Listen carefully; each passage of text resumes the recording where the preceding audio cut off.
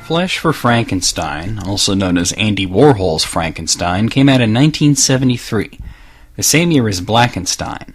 And the nicest possible thing that I could say about it is it's not as bad as Blackenstein. Produced by Andy Warhol and directed by Paul Morissey, Flesh for Frankenstein is an avant-garde take on the Frankenstein myth, with a sharp increase in sexuality, to the point where the mixture of gratuitous nudity and gore would lead it to be rated X. The same team of Warhol and Morrissey would later go on to make a similar styled movie about Dracula called Blood for Dracula, though I haven't seen that one, so I really can't comment on it. Flesh for Frankenstein begins with these two creepy kids dissecting a doll or something, and then they put it in a mini guillotine and behead it. Welcome to Flesh for Frankenstein. Anyway, in this movie, Baron Frankenstein is already well underway in his experiments. He has created a female and now wishes to create a male. He calls his creation zombies, I guess they are zombies in the voodoo sense of the word, and wishes to mate them to create a master race that will be loyal to him and lead to world domination. He's also married to his sister, and the two creepy kids are theirs, ranking much higher on the incestometer than Peter Cushing's Baron Frankenstein and the Curse of Frankenstein ever could. Frankenstein's sister/wife pulled their kids out of school because she didn't want them mixing with dirty, filthy commoners. This is the first hint that the film is not really about the creation of zombies, but really about class struggle. Frankenstein and the missus are both extremely prejudiced against anyone of a lower class, calling them filthy and feeling extremely superior due to their titles. But the commoner characters come off as regular people, while the Frankensteins are deviants. They call everyone else filthy while partaking in some of the filthiest acts that you can imagine, at least before the advent of the internet. If these two existed in modern times, they'd get a real kick out of Two Girls, One Cup. Anyway, Frankenstein is finding the most perfect parts to put together for his male zombie. He figures if his two zombies are going to have loads of perfect Aryan babies for him to control, he needs the head and brain to be someone full of lust and sexual vigor. So him and his assistant Otto go looking for such a man. They find a local farmhand and his friend. The farmhand is a real horn dog who spends every night at a local bordello and partakes in the old in-out with as many local girls as he can find. His friend, however, is a shy guy with little to no libido who wishes to become a monk and live a cloistered life. Because Frankenstein is too squeamish to actually enter the bordello, it seems large breasts scare him, he fucks up and kills the wrong guy, cutting off the head of the guy who wanted to be a monk.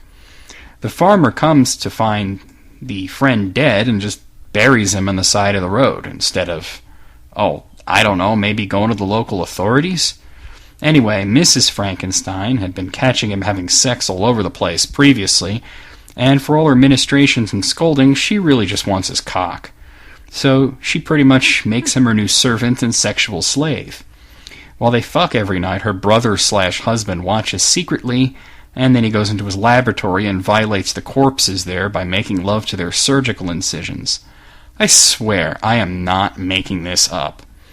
Anyway, once the male zombie is done, Frankenstein shows them off at the dinner table, but as his wife knows nothing of his experiments, he introduces them as lab assistants. The farmer recognizes his friend's head on a much taller body and freaks out, wanting to get into the lab to see what's up. There he witnesses Frankenstein attempting to mate the zombies in the most asinine way possible. He just keeps ordering the female zombie to kiss the male over and over and over again, while getting frustrated and wondering why the male doesn't do anything. Why don't he just order the male zombie to fuck her? Because in this movie, Frankenstein is a dumbass. Anyway, Frankenstein leaves in a huff, contemplating getting another head and blaming his lab assistant Otto for everything, presumably because he's standing there, and because he's a commoner, I guess. The farmer sneaks around with some help from the creepy kids, and they confront the Baroness about the experiments. She's all pissed off because he woke her up, bizarrely enough, and tells him to STFU and GTFO, and tells her husband that the guy has been going into the lab. Frankenstein then captures him, having caught him skulking around the lab trying to rescue his friend. Frankenstein wants to use his head instead, as he's clearly shown a more healthy sexual appetite, but the wife wants to use the male zombie as a boy toy for a while. The male zombie still really has no sexual desire and kills her with some sort of fucked up bear hug, which oddly enough, breaks her arm. I don't fucking know anymore. Otto is all pissed because he's basically gotten shafted at every turn, and he tries his hand at fucking the female zombie, but instead he rips open her surgical scars, killing her. Frankenstein kills the lab assistant, the male zombie kills Frankenstein, and then the male zombie kills himself. All the while the poor farmer is watching this carnage hanging from his arms on a mini crane. Then the kids show up and grab scalpels, ready to continue their father's work. Some people have said that the ending is ambiguous, that you don't know whether the kids were going to use the scalpels maybe to free the farmer, but if you pay attention, when the boy starts operating the crane, he's raising it up, not lowering it. It's a vaguely Shakespearean ending, with everybody killing each other and themselves, but honestly, with the horrible acting and bizarre sex scenes, coupled with the 3D effects on gut splattering everywhere and the symphonic, overblown score, the whole thing comes off as really, really pretentious. It's an attempt at an avant-garde Frankenstein that also doubles as a gore fetish porno, but it comes off as forced and more than a bit silly. It's hard to take anything seriously because the actors are so bad, making odd pauses in the middle of sentences, mixing up their accents, and staring off into space. It's like the filmmakers didn't know whether they were trying to create art or trash, so they just worked on both at the same time, and it comes off as more of a joke than anything. It's not even worth seeing for all the sex and nudity, as it's way more disturbing than you'd like. If I could say anything positive about the movie, I'd say that it functions well as an unintentional comedy.